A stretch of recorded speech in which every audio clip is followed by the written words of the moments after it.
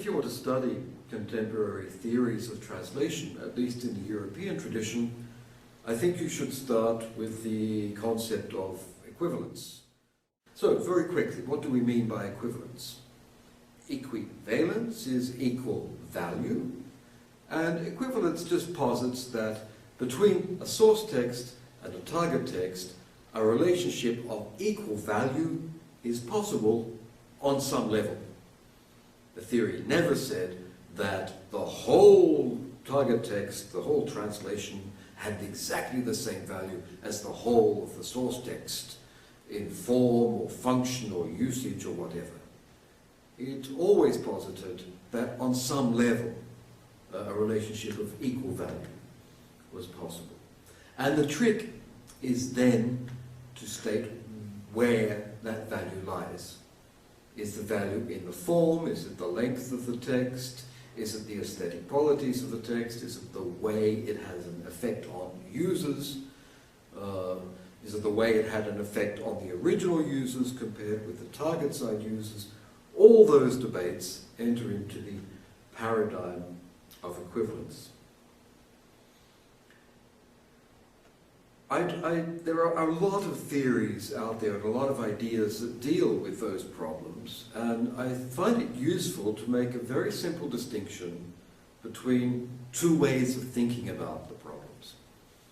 On the one hand, there would be theories of natural equivalence, and these theories suppose that the translator sees a problem, grasps the value, and looks around in the target language and the target culture for the item with the same value. Okay? So the translator looks for an equivalent that exists already somewhere in the language and culture.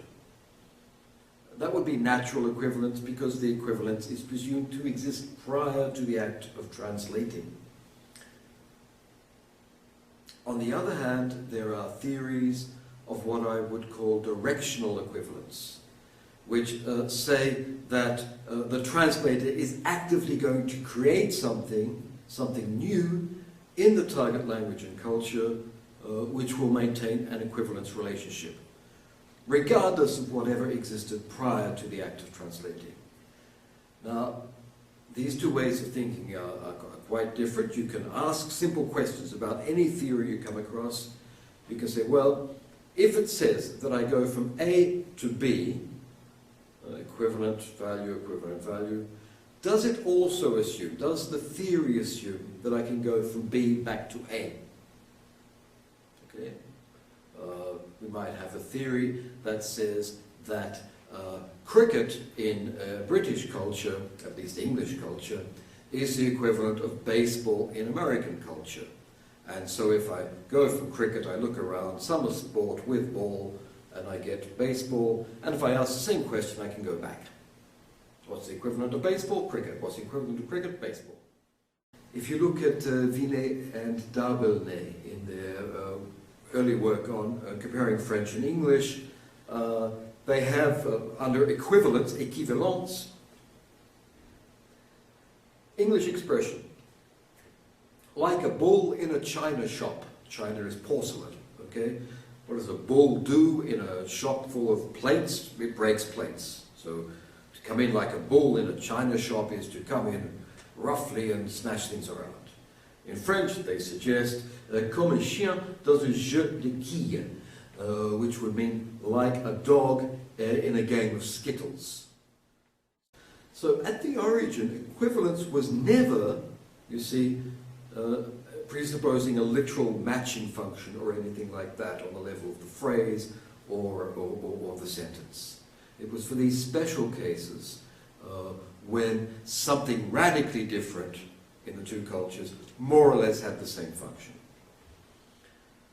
The term equivalence was nevertheless extended significantly, especially by Eugene Neider, who came along and proposed that in fact there were two kinds of equivalence, dynamic, which would be this kind, and form, which had more respect for what was happening in the source culture. So formally, you could say I guess, in French, like a bull in a china shop, just translate that literally, and that would be one kind of equivalence. Neither, in his work with Taylor especially, goes a bit further. The term is getting bigger and bigger because you recognize two kinds of equivalence there, but he insists that translation, or the definition of translation, is based on the closest natural equivalent. And as long as that definition informs how we see translation, we are very much within the theory of, or the paradigm of, natural equivalence. Now, it's important to stress that those two concepts, natural versus directional equivalence, belong to ways of thinking about equivalence. You don't go into a text and say, oh, that's natural, that's directional, that's natural. I'm really talking about the theorization process, the presuppositions that enter into the ideas of what a translator should do. I also stress that those two kinds of equivalence can appear within the same text and within the thinking of the same theorist. Vinay and Dabele, for example, do recognize calques and borrowings, loanwords, as translation strategies. Those would obviously fit into directional equivalence, and then they have a whole string of strategies for maintaining natural equivalence.